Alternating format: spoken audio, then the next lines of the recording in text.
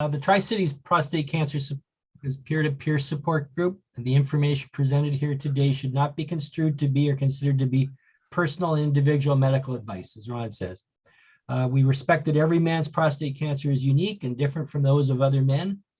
A treatment that might work well for one man may not work as well for another man with a very similar PSA or Gleason. We understand there's no guarantees for any approach to prostate cancer treatment for any given patient. We respect confidentiality. All personal issues will be kept confidential. The information presented here today should not be construed to be or considered to be personal individual medical advice. For individual medical advice, you need to speak to a healthcare professional about your specific circumstances. So our speaker tonight for the meeting is Dr. Celestia Higano, whose presentation is about prostate cancer research, education, and treatment across two sides of the border. Dr. Higano has an extensive background in research, education, and treatment of prostate cancer on both sides of the U.S.-Canada border. A lot of us here tonight know that Dr. Higano has been a frequent presenter at the very well-received Pacific Northwest Prostate Cancer Conferences. Now, I guess in our 22nd year of these, are usually held in October. Hoping there's going to be another one. I haven't seen anything yet, but I'm assuming there's going to be another one. There is. Okay. Dr. Higano was formerly a professor in the Departments of Medicine and Urology, Division of Medical Oncology at the University of Washington, and the Clinical Division of Fred Hutchison Cancer Research Center there. She's a professor in the Department of Urologic Sciences at the University of British Columbia. She's been the medical director of the Prostate Cancer Supportive Care Program at the Vancouver Prostate Center since 2013. Dr. Higano received her medical degree from the University of Massachusetts Medical School and completed her residency at the Mayo Graduate School of Medicine in Rochester, Minnesota. She was an oncology fellow at the Fred Hutchison Cancer Research Center and the University of Washington. She's an internationally renowned expert and clinical researcher focusing on prostate cancer. And at University of Washington, she led the prostate cancer clinical research group that participated in developing agents such as, just for a few of them, enzalutamide, apalutamide, abiraterone, and radium-223. If you have questions, please enter them in the chat session of your Zoom connection, and Ron and I will try to ask them during the question and answer period that follows the session. We'll try to allow 15 or 20 minutes or something at the end for questions. I've already started to get questions, so I can probably get a few of those, Dr. Higano. Okay. So we'll turn it over to you then, Dr. Higano. Okay, thank you very much, Dale. It's my great pleasure to be here and to be asked to give a talk about something that you will definitely see is not one of my, it's not a talk I can pull from my library of talks. And it required some thinking and also a little bit of research because I wanted to make sure I gave you the right information about some of these things.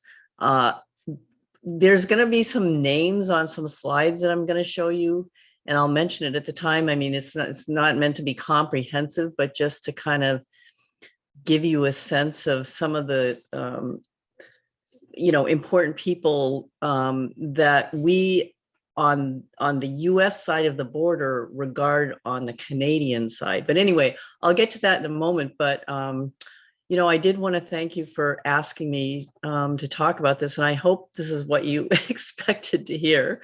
But I don't have tons of slides. I mean, for support groups, I like to leave plenty of time for discussion and questions, whatever you have. It's your meeting, and I'm here to interact with all of you. So with that, I will, let's see, screen share. For some reason, I'm trying to, it's asking me who, well, okay, wait a second, let me just see.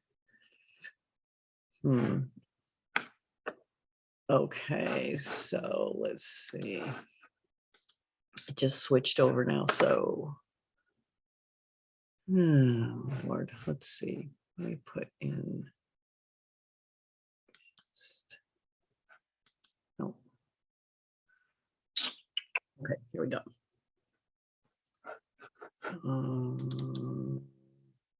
Okay, can you see that now? Yes, we can. Oh, good. Thank you very much. because at this on this end you can't really tell who could see what. So again, this is my topic: prostate cancer research, education, and treatment across the borders. And the title is going to be a little bit longer, so I thought I would put the last part of the title down below. I mean, this is the border between continental US and Canada is really the longest unprotected border in the world. And so for that, I think we're all grateful. And, you know, I think Canada and the United States have many things in common. It's not 100%, but that's what makes it fun to go to each place. So briefly, I'm going to talk a little bit about research aspects, so both clinical and laboratory. And then I think I'm going to touch on something that might not be quite as apparent, which is the drug approval processes in each country and the ensuing availability of drugs.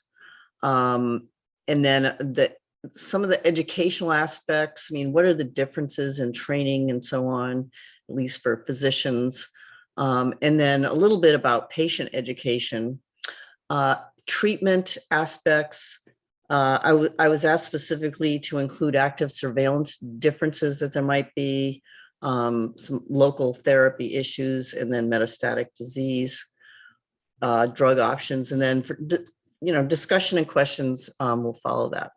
So yeah, let's keep your questions coming into the chat, and we'll try to get to them at the end. So just some quick comparative statistics. And, you know, maybe you on your side of the border are all aware of this, but I mean, when you really compare the total populations of the two countries, I mean, it's a dramatic difference, right? It's almost not quite a tenfold, but I mean, a very big difference. And so that, you know, bleeds down into the differences in terms of numbers of men who are diagnosed annually with prostate cancer, and then the number of deaths. Now, one of the things I wanted to investigate was the number of research dollars that are spent on prostate cancer on an annual basis in each country. And I will say, and this is true for a lot of the kind of research I was trying to do, it's not very transparent in Canada how much money is actually spent on prostate cancer research. The one number I found in the United States, and now this is not complicated, but I mean, this is how much money the National Cancer Institute spends on, you know, research dollars. It's not just prostate, but it's research dollars, which is hard, you know, like I said, it's a hard number to really find for Canada as a country. But I will say, I've noticed that in Canada, there is a tremendous amount of philanthropy that funds projects, which, you know, I think we see a lot less of in the United States. So I think part of that is that, you know, in the United States, I think potential donors think, well, you know, the government and the tax structure should be paying for these things, not individuals who can donate money. Whereas I think there's a very different spirit about that in Canada from everything I've seen. So just, you know, that's one small thing. Now, I said that, you know, I just threw out some names quickly, but in clinical research, on the United States side, these are some of the names that really come up. Oops, sorry, I'm not sure why my mouse is going crazy here. Okay. And I want to call out especially Dr. Kim Chi, who you probably all know is now the president of the BC Cancer. And he, you know, he's a medical oncologist, for those on this Zoom call who might not know who he is, because he is Canadian. He's based in Vancouver, BC. But Kim is somebody who I've known since he was a fellow in training, and working with Dr. Gleave and Dr. Goldenberg at the Vancouver Prostate Center. I would say that he single-handedly has probably done more for bringing prostate cancer clinical research to at least BC and raising the bar across Canada for the conduct of clinical research. Another person I would like to call out is Fred Sod, who's in Montreal, who's also somebody I've known for many years. And he is a urologist, but he also has brought a lot of research to Canada, clinical research. And I think the two of these individuals have really done so much for Canadian clinical research in prostate cancer. I can't really say enough about it. And interestingly, in a couple of weeks, the annual ASCO GU meeting is taking place in San Francisco. It's going to be mainly hybrid because of course, the pandemic is still causing us problems. But both Dr. Chi and Dr. Sod are going to be presenting large phase 3 trials at that meeting. And both trials have similar designs in that, well, I should say similar populations, not similar designs, because that's one difference. But they're both looking at the combination of abiraterone and prednisone, either with a PARP inhibitor. One trial is looking at niraparib, the other is looking at olaparib, versus abiraterone and prednisone and a placebo. So I was actually invited to discuss both of these trials at this meeting. So I'm busy trying to put together that talk. But anyway, so the other, some really important people here in the urology, so, surgical urology aspects, particularly Larry Goldenberg, who many of you know for many years led the Department of Urology in Vancouver at UBC, who was succeeded by Martin Gleave. But some others, the folks in Toronto have done lots of work. Lori Klotz is also an old colleague of mine for many years. And, these are the Canadian big guys that we think of. And then Dr. Trachtenberg, Juanita Crook, is currently in Kelowna as a radiation oncologist. But again, she and Dr. Goldenberg, Dr. Klotz have done a lot of very important work in terms of intermittent hormone therapy, which I'm sure many of you are familiar with. It was also something that I was interested in on the US side of the border. And she's continued to do some great work. She does mainly brachytherapy, but is general radiation oncologist. Supportive care is a newer sort of area. It's not usually one of the three that we think of, but I'm just calling this out because I wanted to introduce somebody to you who some of you may have met already, but Dr. Ryan Flanagan is a urologist whose interests are in fertility and sexual health.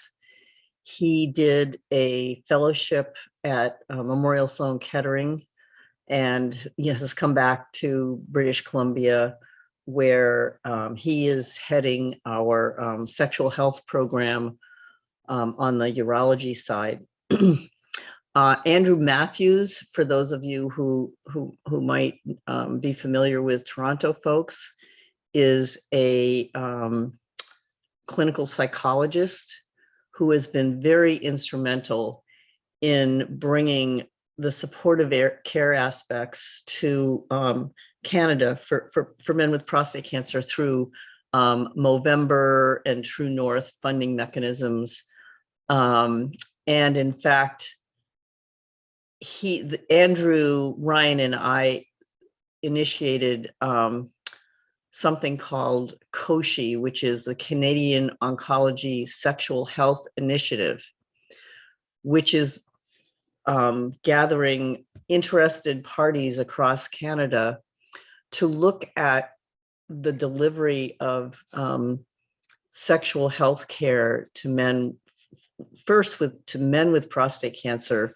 But the idea is to bring this across all cancers, because certainly prostate cancer patients aren't the only cancer patients who suffer from the impact of their treatments on sexuality. So, but we want to start with the population who we know well and take it from there. So we are in the process of bringing together the people across Canada.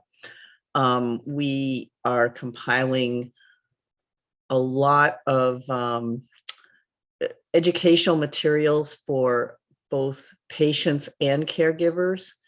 We have a website we're developing, and I think it's a very important gap in care of prostate cancer patients and their loved ones. I mean, and I think that we have to figure out how we can offer this care, even if it's not always in person. I mean, in other words, there's going to be an opportunity, I think, to be able to offer sexual health care, via virtual health, which, that just was not done before. But anyway, that's, just a few of the things that are going on. So clinical research, I mean, Canada definitely has a very important footprint there. And in fact, I didn't finish putting all of the ones I could have added on here, but I'm adding the home team here. The Vancouver Prostate Center is a center of excellence. For many years, the University of Washington, Fred Hutch, and Oregon Health Sciences have collaborated together with the Vancouver Prostate Center to conduct research under the auspices of the NIH called, and we actually, I was the one who named this way back when we had our first grant. It's called Pacific Northwest Prostate Cancer SPORE Grant. And SPORE stands for Special Program of Research Excellence. And at the time, our three institutions as one SPORE, we were one of 11 institutions that were granted this SPORE funding across the country. Anyway, I could go on forever here, but for the interest of time, I mean, I just wanted to bring to everybody's attention our local group. And again, Toronto has great research, Montreal, there's other places that I didn't mention on this slide. Now, I think this is where the biggest issue is for Canadians. And I just want to walk you through what's involved. I mean, first of all, in drug approvals, we as clinicians need to conduct these, large phase 3 trials that are anywhere usually from 600 to 1,000 or more. And I'm sure you've seen these trials presented. But, the amount of time it takes to do a clinical trial like that can be a number of years. And especially in prostate cancer, we previously have been held to the requirement that whatever treatment we're studying has to demonstrate its ability to prolong overall survival. We can't just go on things like PSA decline or improvement of the scans. So those kinds of trials, especially in prostate cancer, can take time. Usually it takes around 5 years to conduct a trial like that. And sometimes that's even considered fast. But once a trial actually has been conducted and the results have been presented to like a large meeting like this ASCO GU meeting coming up, the data goes to Health Canada, and Health Canada looks at this trial for about a year. I mean, I can't guarantee they spend the whole year doing it, but it takes a year to get through this process. And once Health Canada decides that they think the data is strong enough to give approval for a drug, well, that's not, you're not out of the woods yet in terms of necessarily having the drug available to you as a Canadian prostate cancer patient. But what happens is the pharmaceutical companies usually initiate at the time of approval what they call expanded access trials. So while the drug is going through the next step, which is submission to the Pan-Canadian Oncology Drug Committee for payer review, patients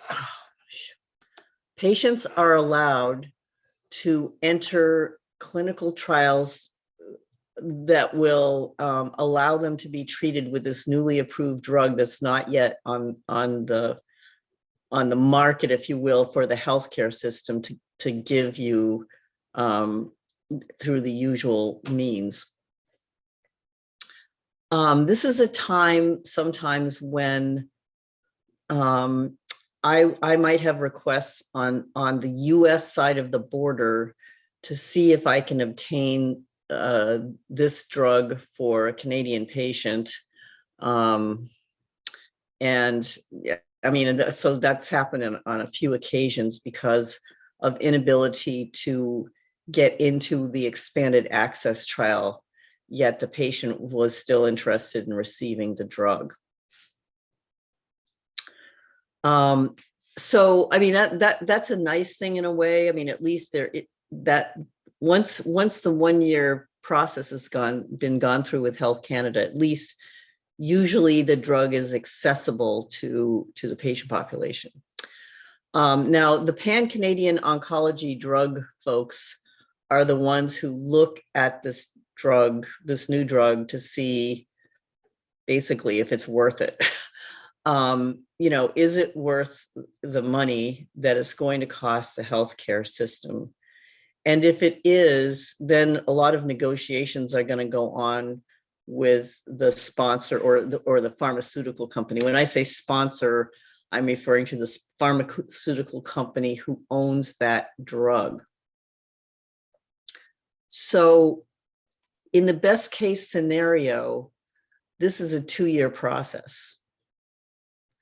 And I mean, sometimes it can be longer depending on the PCOD, I think they call it. But anyway, this is probably what you're used to seeing on the Canadian side of the border. Now, on the US, it's a little bit different.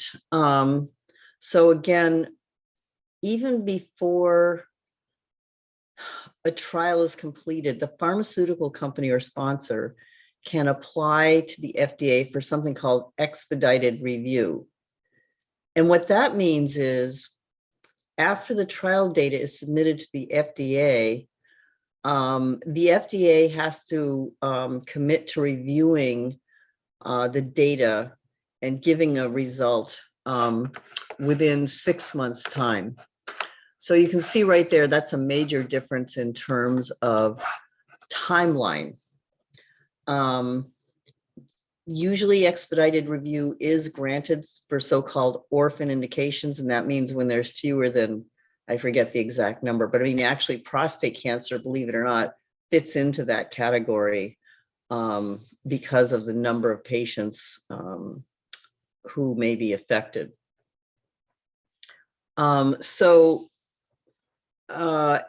During that, so once a sponsor or the pharmaceutical company knows that they have expedited review by the FDA, they can start gearing up already to, you know, they can get a sales force, which you don't need in Canada. I mean, well, I mean, they do have salespeople in Canada, but they're very different from for how it's done in the US. But I mean, they're getting all their promotional materials ready, and, you know, because of they know what the timeline is, they're like ready to go from the time there's approval. So once the clinical trial, you know, is positive in the phase 3 setting, that data is submitted to the FDA. And as I said, the decision has to occur within a 6-month time frame. And so once the FDA approves a drug, it's often available very quickly because of the processes that have gone on behind the scenes. Now, unlike Canada, you know, just because the FDA approves a drug, it does not necessarily mean that insurance companies are going to pay for it, or going to pay for most of it. I mean, a lot of times they'll pay for it, but it may be at a very low amount, meaning that the patient himself is stuck with a very large co-payment to make up the difference. Either that, or sometimes insurance companies will say, no, we are not going to allow you to use darolutamide. You have to fail enzalutamide and apalutamide first. So as a clinician and as a patient, I think that can be very frustrating. But, you know, kind of like the expanded access, the comparable thing that's done by the pharmaceutical company in the United States is that they usually come up with some kind of programs that will allow immediate use of this newly approved drug by the patients. So, well, just for example, one drug that we have on the US side that we don't have on the Canadian side is relugolix. And I will have that listed later on in my talk, but when that drug was approved in, I believe it was December of 2019 on the US side. So relugolix is an oral LHRH antagonist. So it's a pill that is the same mechanism of action as degarelix, the LHRH antagonist. So when that drug was approved in December, in January already, they had a program where patients could get a 3-month supply for free. And then if they still, at the end of 3 months, if there were still issues with insurance trying to figure out how to deal with this new drug, they would be able to get another 3 months for free. So that's sort of the US equivalent of the expanded access clinical trials, but patients did not have to sign up to be in a clinical trial. So, you know, those are some of the differences in the drug approval processes. And then education came up, and, you know, I kind of divided this between patient and clinician, mainly MD education. So on the Canadian side, of course, a person needs to finish high school, and they might go to university for 3 years, medical school for 4 years. And then residency is divided usually into, now this is for medical oncologists, 2 years of internal medicine, and then 2 years of oncology. And it's a little bit different on the US side. so after high school, our college or universities usually 4 years, and in some cases 6 years if somebody's getting a PhD. Medical schools 4 years, the same kind of 4-year training. But we have a little bit longer clinical training, at least in internal medicine. That's a 3-year residency followed by a 2 to 3 year fellowship. But for all intents and purposes, I can honestly say that I think that at the end of the day, the education is quite similar. I think that the physicians come out with excellent knowledge on both sides of the border. I do work with some of the fellows now who are at the Vancouver Prostate Center and BC Cancer, and I'm very impressed by these trainees. Now, what about patient education? I mean, I think it varies widely on both sides of the border. I think this is true whether you're talking about Canada or US. I mean, the academic centers seem to have more opportunities to offer prostate cancer education. But on the Canadian side, actually, our own program, the Prostate Cancer Supportive Care Education sessions are available to anybody across Canada or in the US, or actually anywhere in the world. Actually, we've made that change in the last several months. We clearly cannot practice our subspecialties online outside of BC, but for education, we can offer that. I am not aware of any similar programs to the PCSC program that exist in the US, but if there are US attendees who want to educate me on that, please feel free to. Of course, there's many online resources that patients can access, but I would almost contend that there's maybe too many resources. It's very, very challenging, I think, certainly as a patient, to weed your way through all of that. But I think that's the beauty of support groups like this one and the many others I've attended and spoken at in the US and Canada and elsewhere, Australia. So, I think that I view the support group as kind of the segue into, what do prostate cancer patients, what can they reliably find out about the disease and other support that they might want. So I thank you guys for having the support group, because I think it's very important to your fellow patients. Okay, so I'm going to turn towards active surveillance issues. And, there are perhaps some differences. Now, active surveillance is a relatively new approach to men, certain populations of men who are diagnosed with prostate cancer. It acknowledges the fact that in the past, we probably were over-treating men with prostate cancer. And I think once we had enough data to understand who would actually be, in these very low intermediate risk groups, it allowed us to be a little bit more comfortable, I guess, as clinicians and hopefully as patients, not necessarily treating everybody right off the bat who had some diagnosis of prostate cancer. So, sorry, I don't know why this is doing this. So the definitions, the people who are good candidates for active surveillance are in these low or low risk intermediate groups, and this means their tumor volume tends to be low.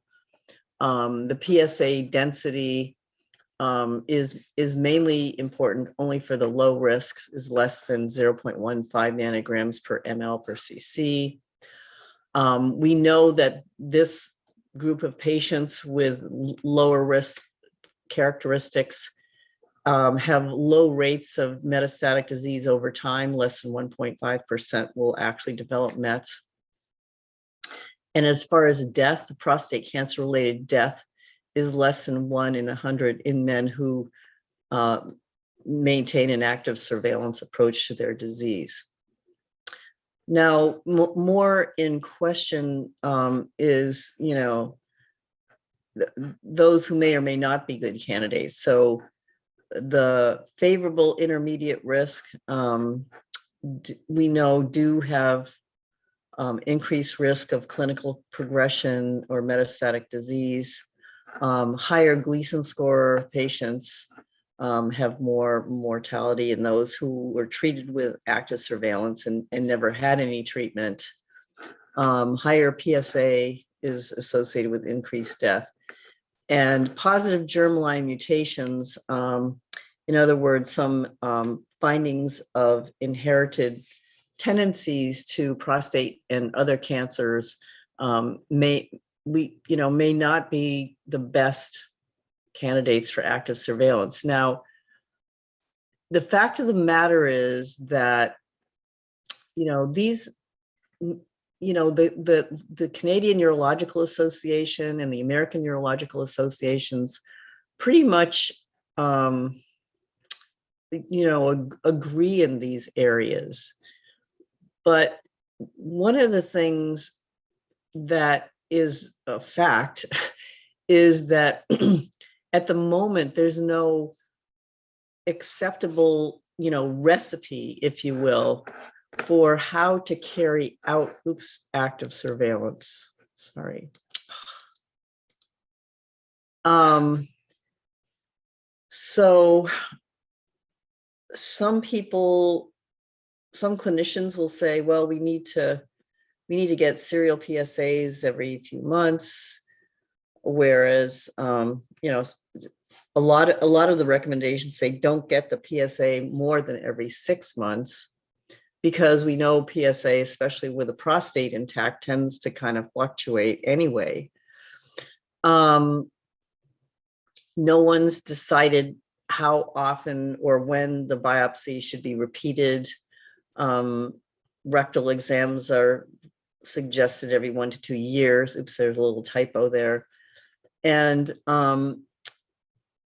biopsies, could be done with or without the assistance of a multiparametric MRI. Now, multiparametric MRIs, there's not a lot of those in Canada. There, I think it's coming, and there will be more of them. They are in the large institutions, but I'm not sure about this, so somebody correct me if I'm wrong, but I would be surprised if there was a multiparametric MRI in Kelowna, for example. But in any case, it's kind of crazy when this is the way things work. I remember when I was a resident at the Mayo Clinic, they were just starting to come out with regular MRIs. And I remember somebody saying the Mayo Clinic has more MRIs than all of Canada. But anyway, I think eventually, the technology, as it's regarded as more and more useful, will be more available on that side of the border. Okay, localized prostate cancer treatments.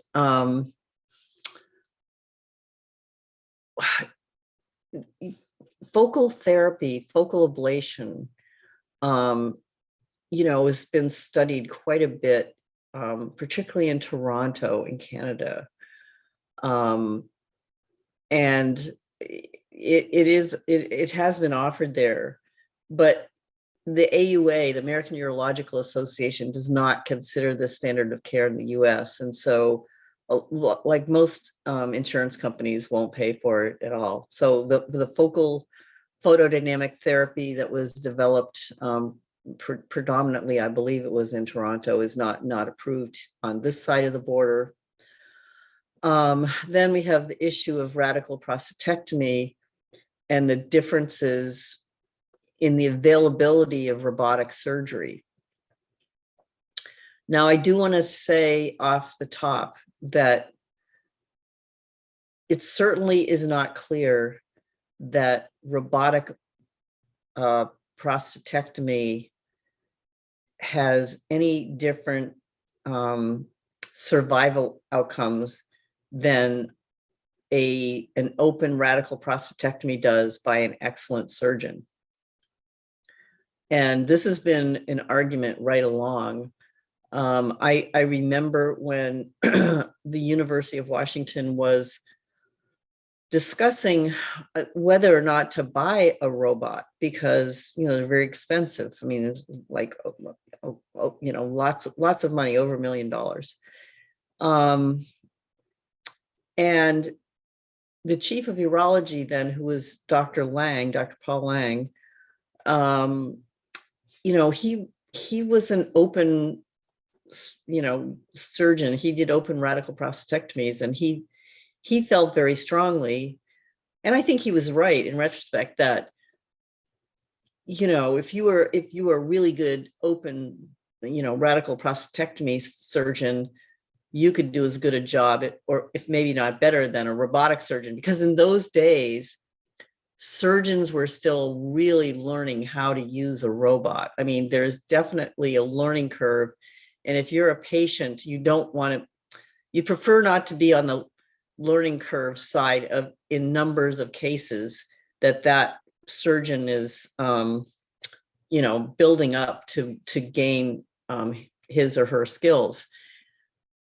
So over time, though, the surgeons in the US who do robotic surgery have gotten to be very excellent as far as their techniques. And initially, some of the urologists who were trained in open radical prostatectomy and then switched to robots told me that they used to have problems with the robot because they were so used to using their hands to feel things in the operative field. But what happened is, over time, they learned to feel, if you will, with their eyes. So they could take their equipment and pull on the tissue, or run the equipment over the tissue to get a sense, the same sense that they used to get with their fingers, with their tactile abilities. And so actually, the same guy who told me at first that he preferred open surgery to the robot, this is the guy that switched. Over time, he actually has been very positive on his experience as a surgeon doing robotic prostatectomies. Again, not necessarily that it's a better outcome, but he is a surgeon. He feels he can see a lot better because, when you're an open surgeon, you can use, these so-called loops, which are magnifying glasses. But when you're working with a robot, you can get right in there with these big magnifying things that, bring it right to you. Not to mention the fact that you can do the surgery sitting down. But anyway, so in the US, over time, the hospitals have been the purchasers of these Da Vinci robots. And again, there is a lot of marketing to be had with owning a Da Vinci robot. I'd like to say that. In Canada, the healthcare system in general is not buying these robots. They are purchased by, philanthropic donors or foundation sources for the most part. So, you know, the robots tend to be limited to academic centers with high volumes in Canada. And as I said, you know, these are all purchased by mainly philanthropy, although I know that Vancouver General has recently paid for a robot there. So the thing is that this creates some issues with access. Not all patients can travel to these large centers. On the other hand, I would say that if I were a patient, I wouldn't necessarily want to have my robotic radical prostatectomy done by some guy that only does 6 or 8 a year. That's not worth it. You should probably go to a big center. Okay, so what about drug therapy for patients with especially metastatic disease? So, you know, all of the drugs listed in black are available in Canada. So you can see, and the United States, there's a lot of overlap there. So anything in red is not available in Canada, at least not yet. Some of them will never be. For example, sipuleucel-T or Provenge down here, this will never be available in Canada. I'm pretty sure of that. But you know, the chemotherapies are similar. Oops, somebody mistyped enzalutamide. The hormonal therapies, there's 2 out of the 3 anti-androgens, and then both countries have abiraterone. Relugolix is the new LHRH antagonist that I mentioned. And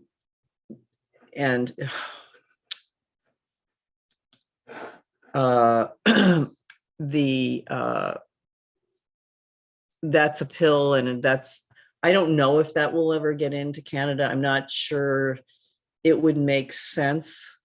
And we can talk a little bit about that afterwards if you want.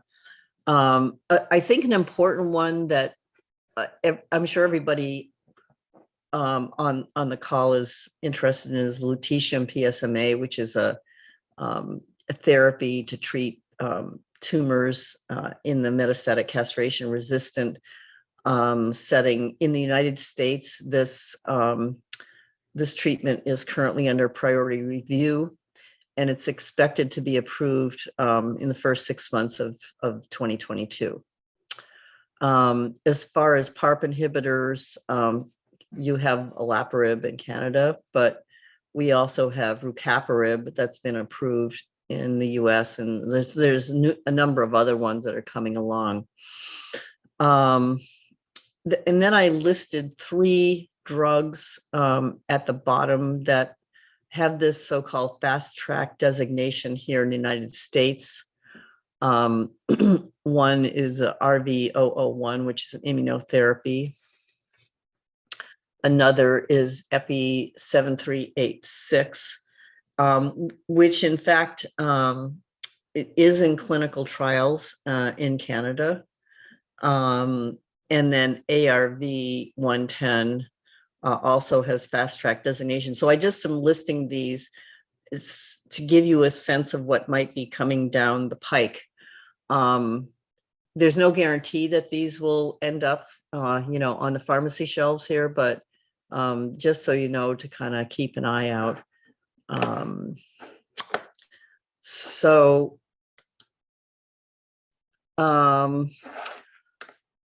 getting to the end of my talk, but I wanted to tell you a little anecdote about one of my early trips to Canada to work in Vancouver. And maybe some of you have seen this before, but so when I was in Vancouver, at the Vancouver Prostate Center working, I had the opportunity to go on a little shopping trip, and this was in December, and I was able to buy some Kinder eggs because my two daughters, who are then younger, of course, really loved Kinder eggs, and we don't have those in the United States. So I said, oh yes, this is a great thing for Santa Claus to put in the stockings. And on that trip, I was traveling back to Seattle by bus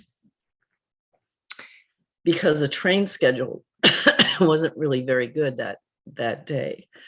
So we got to customs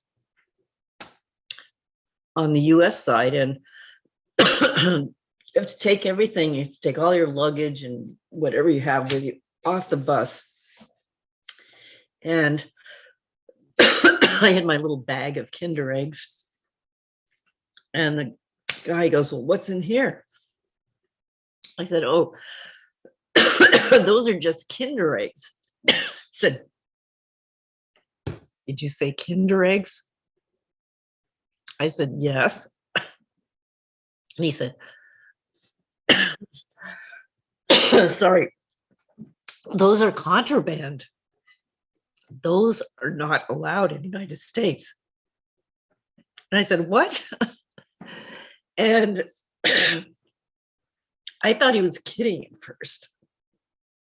And he said, no. He said, he'll go back and ask his supervisor about this.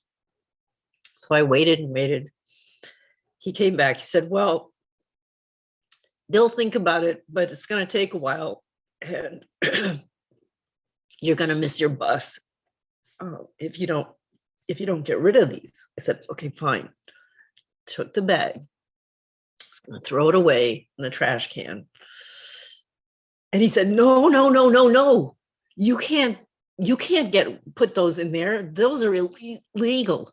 You have to go over to the Canadian side and put them in the wastebasket. So, sorry. I crossed like 11 lanes of traffic. And sorry, this is not COVID. I'm just getting over a cold. But there was a nice young woman sitting at the desk. And I said, I have to get rid of some Kinder eggs.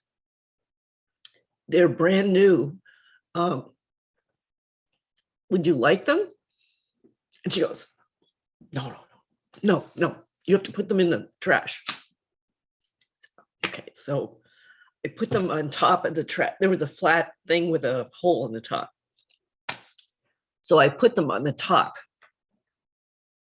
She said, no, put them inside. So I put them inside, never mind. Then I ran across 11 lanes of traffic again and got on the bus.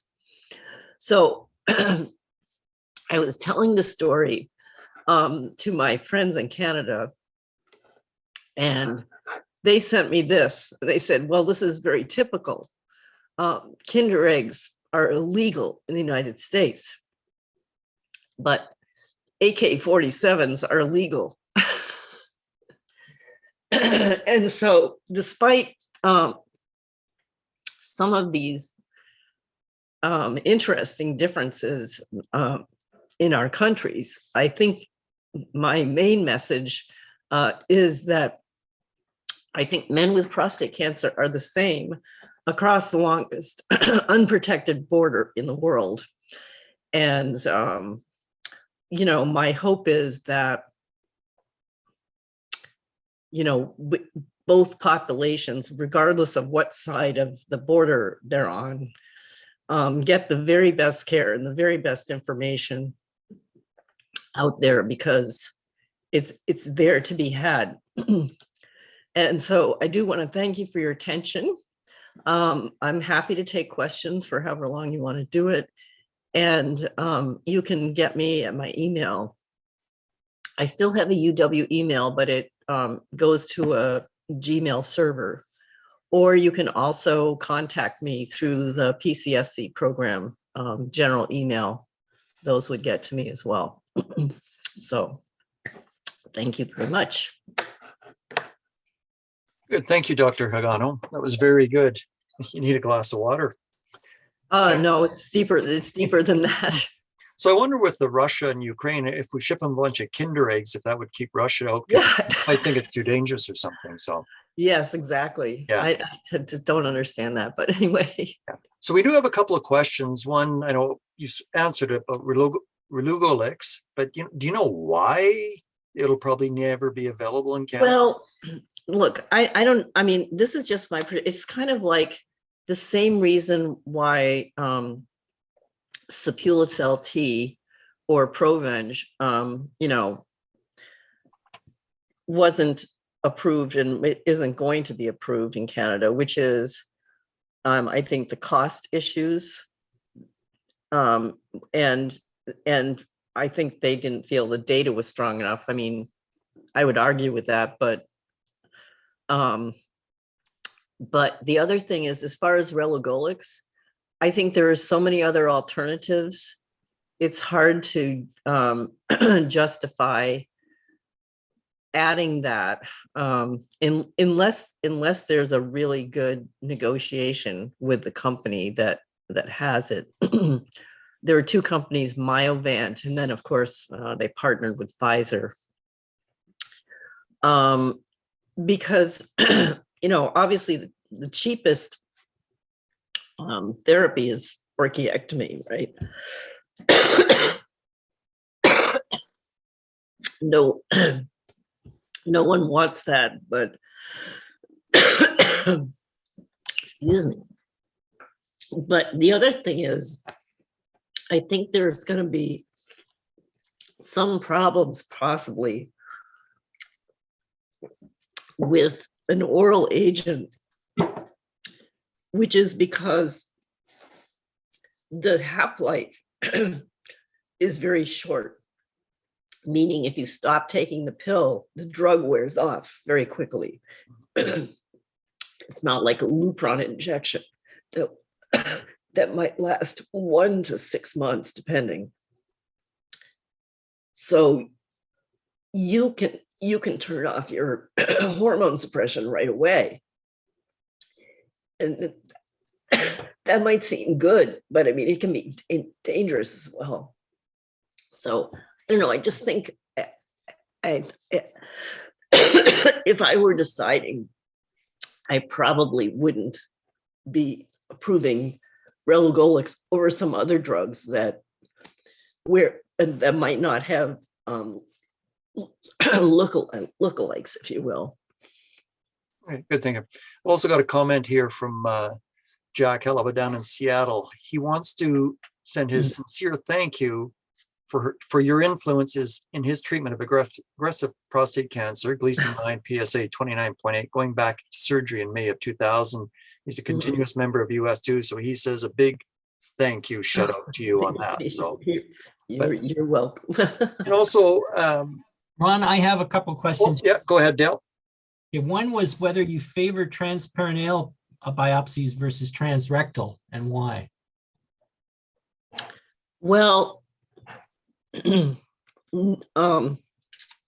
would say transperineal biopsies are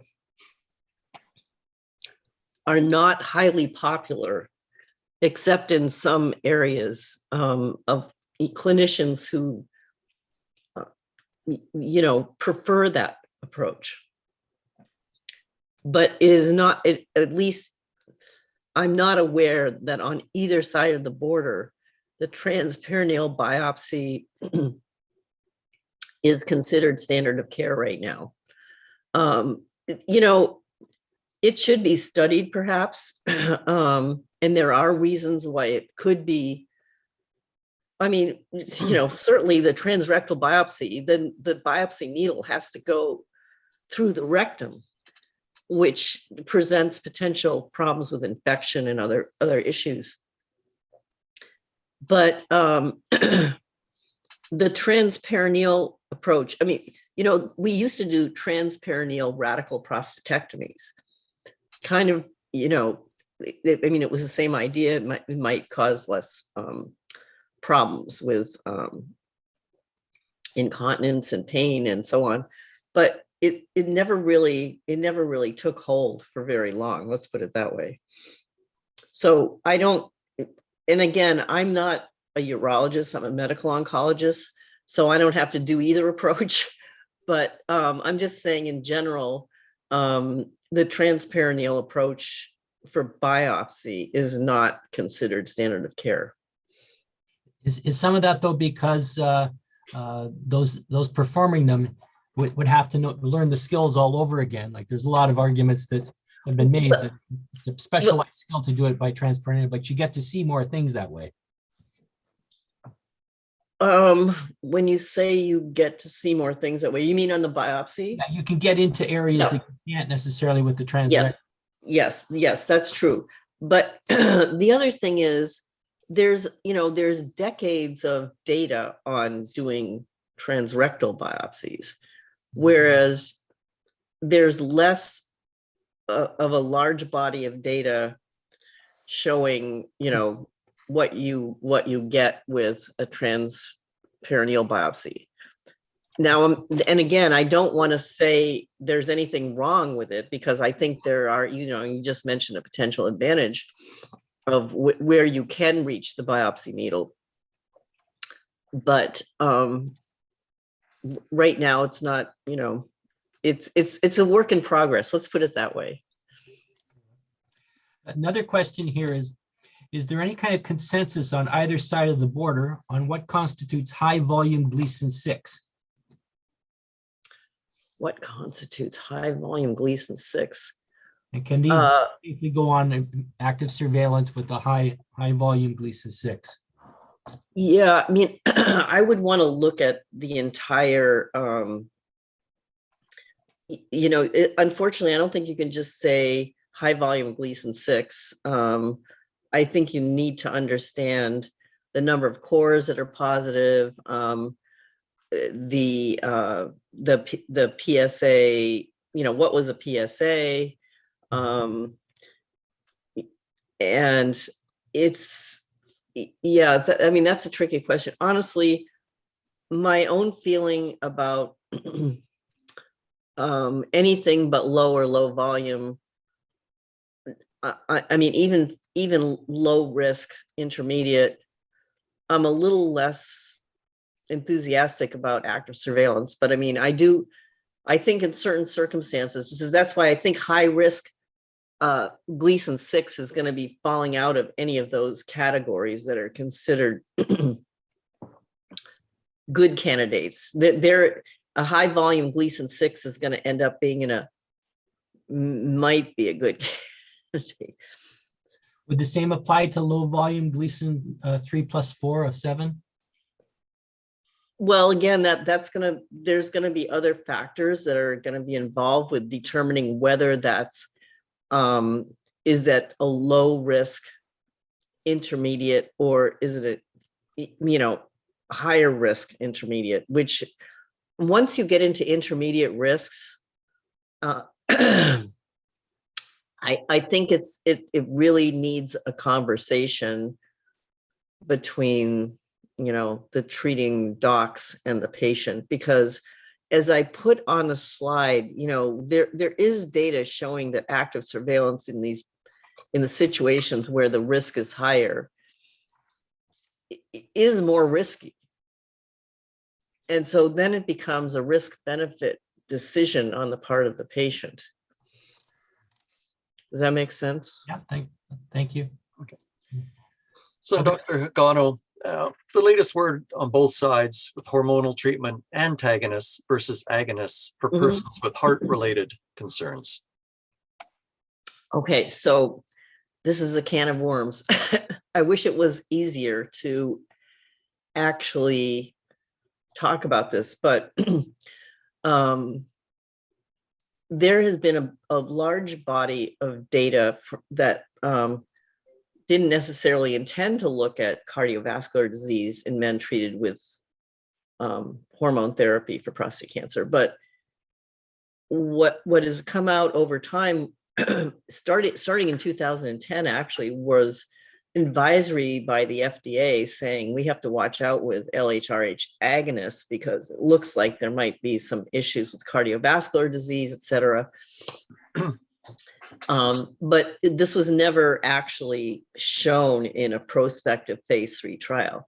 And that's mainly because people using these agents are not using them to deal with heart disease, or using them to deal with prostate cancer. So, but, you know, nonetheless, over time, many investigators have looked retrospectively at, you know, phase 3 trials, or you pool them together, and the data is a bit conflicted, but the preponderance of the data suggests that using an LHRH agonist for ADT, particularly in a man who already has some known cardiovascular disease or risk factors, is probably more problematic for cardiovascular problems than using an LHRH antagonist.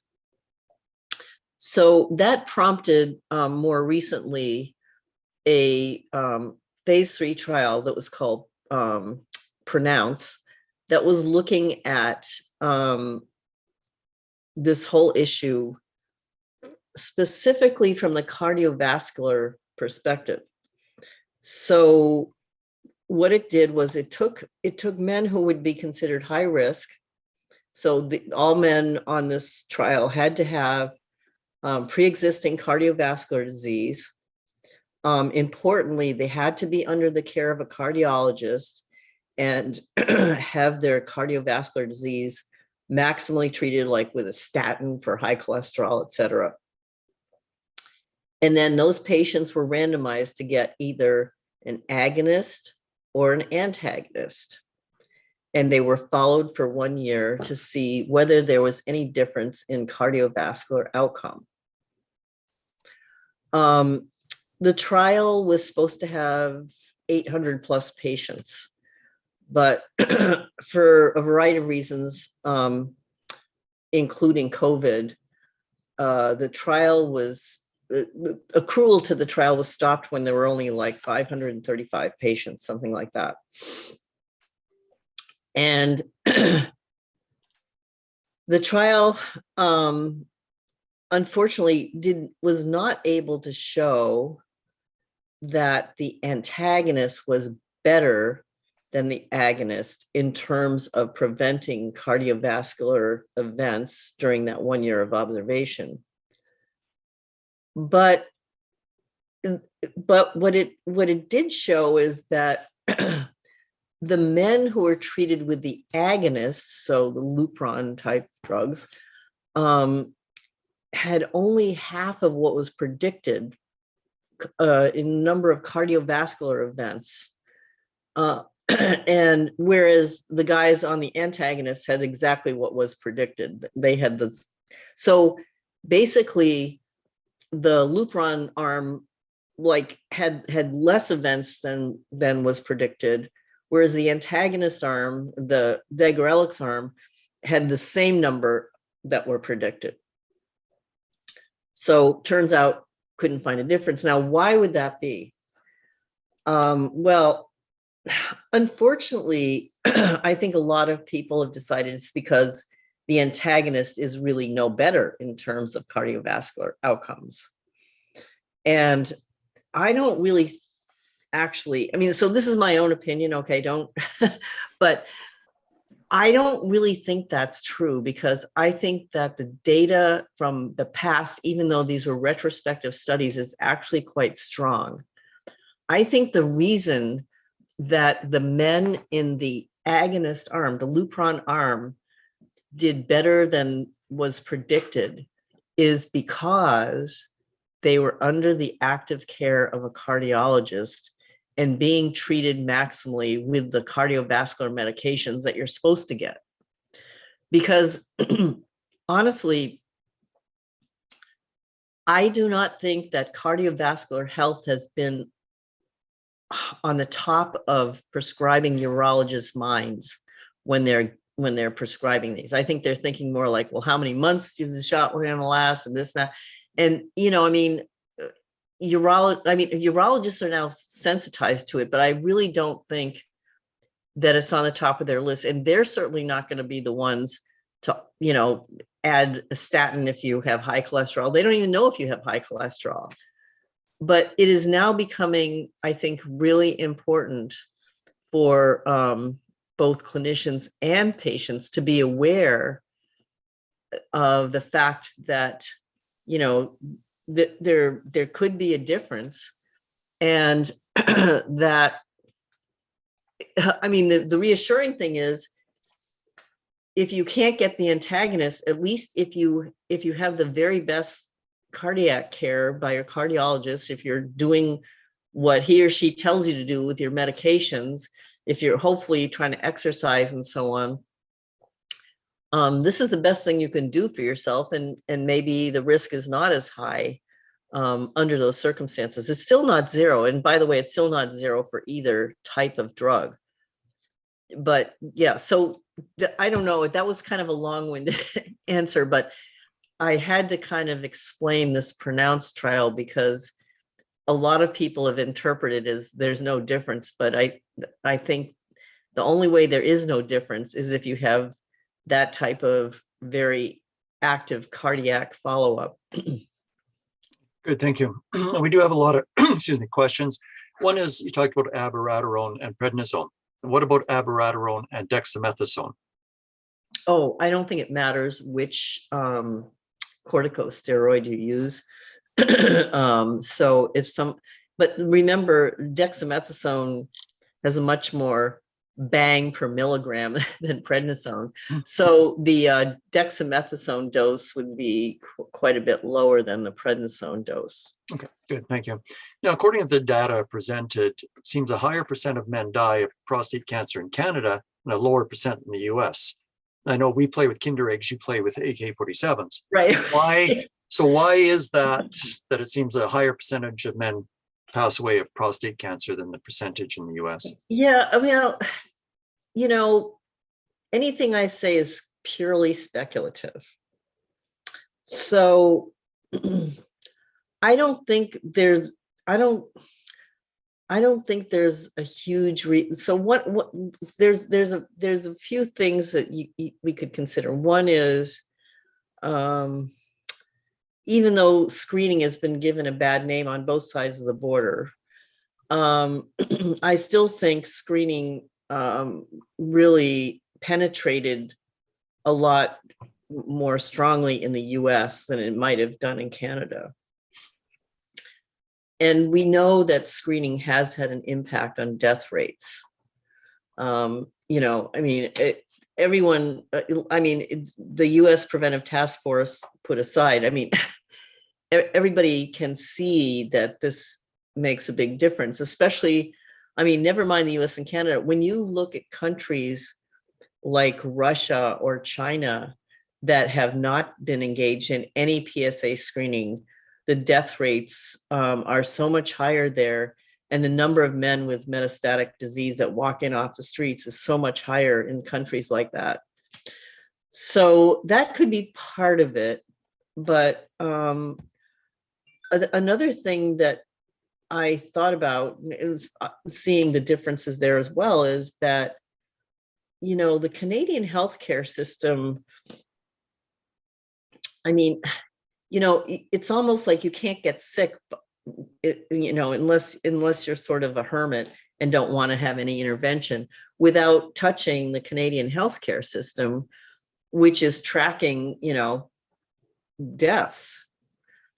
And I think that probably we're not as good as that in the US. I mean, we might know somebody died, but we might not know why they died.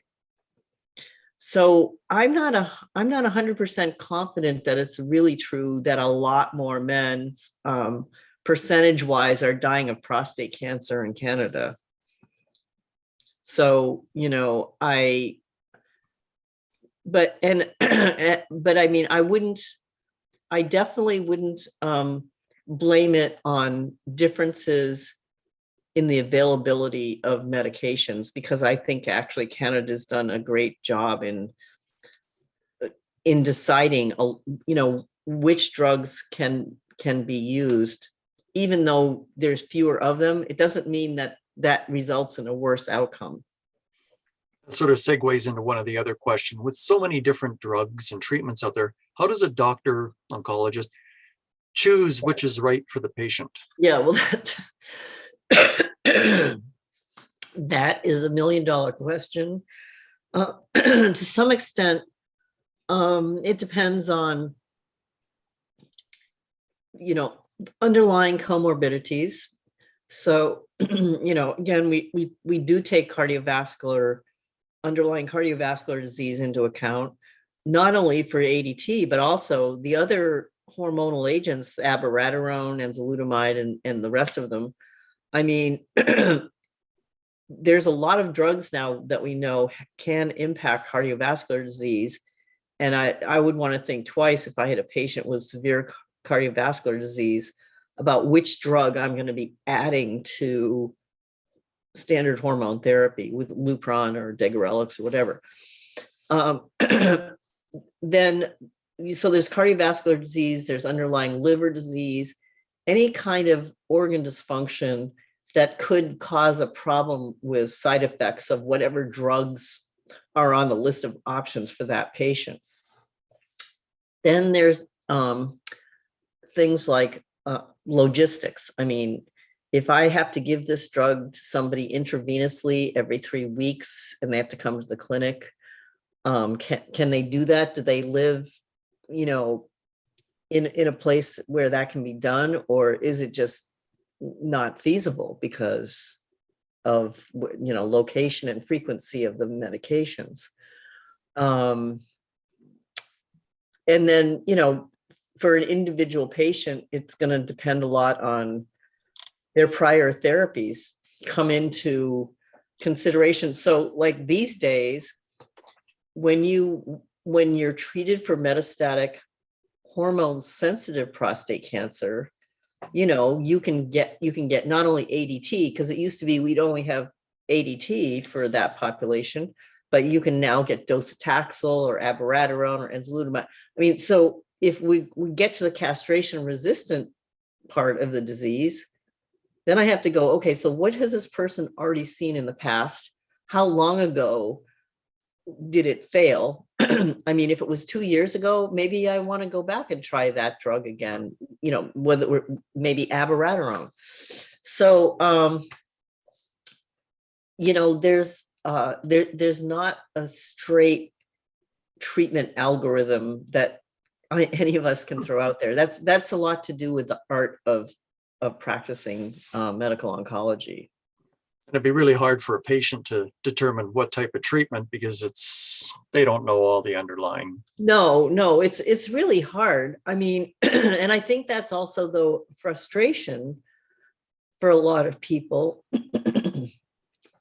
because they may not be presented with all the options or reasons for not getting this or that. And I mean, I would say, if there's something you want to know about that your doctor didn't tell you about, just ask, well, what about such and such? Why did you not consider that? And the doctor might say, well, I did consider that, but in fact, this, that, and the other thing in your situation wasn't a good idea to use this drug. Another question is, there's been a donation to Victoria and Kelowna with some PET scans for prostate treatment. So I'm assuming that's for the lutetium PSMA. Yes. If it's not available to a hospital, doctors on both sides of the border cooperate. Like maybe a doctor here would send somebody to Seattle for the. Yeah. So they. Yes. I mean, good. Yes. The issue is, and I have a number of patients who came across the border to see me. I don't think it was because they didn't have good care there. I think it's just they wanted to see me. So, and that's okay. But when, you just have to understand, like, the Canadian healthcare system isn't going to pay for any care that you get in the United States, right? So you have to have the means to pay for the expenses out of pocket. And so that is why, one of the opportunities might be when there are clinical trials with some of these agents. A lot of the treatments on clinical trials are covered by the trial, but not everything. Anything that's considered standard of care will be charged to, like in the US, to the insurance company. It's only usually the drugs and any other investigational type things that are associated with a trial that are paid for by the trial. Okay, good. Another question here. What do you see as the most promising development for the treatment of advanced prostate cancer, say in the next 2 to 3 years? So, rather than throwing out one drug, I guess I would mention this whole focus on so-called precision medicine, meaning that we are finding ways to parse out different patients who might benefit from certain treatments, whereas the next guy over, if you do this test, he might not have that marker on his cancer, and so you wouldn't want to pick. So I mean, we're getting more into that era where it's taken a little bit longer for prostate cancer. For example, lung cancer, for one, is really driven by these so-called precision markers. They're driven by the mutations that are expressed in the cancer, and so doctors are picking drugs out based on that. And I think we're getting there in prostate cancer. I mean, already we're seeing that the people with BRCA mutations, for example, respond to the PARP inhibitors and can do really well on them. But I think that's the area where I think I see in the next few years will be the most promising, because right now, I mean, for many years, like we were throwing ADT at everybody. And now we're giving ADT plus this or that, and maybe there's some patients who don't even need ADT. Maybe we need to give them something. Maybe we need to give them a PARP inhibitor, for example. But I think we're on the cusp of really seeing some more changes in that way.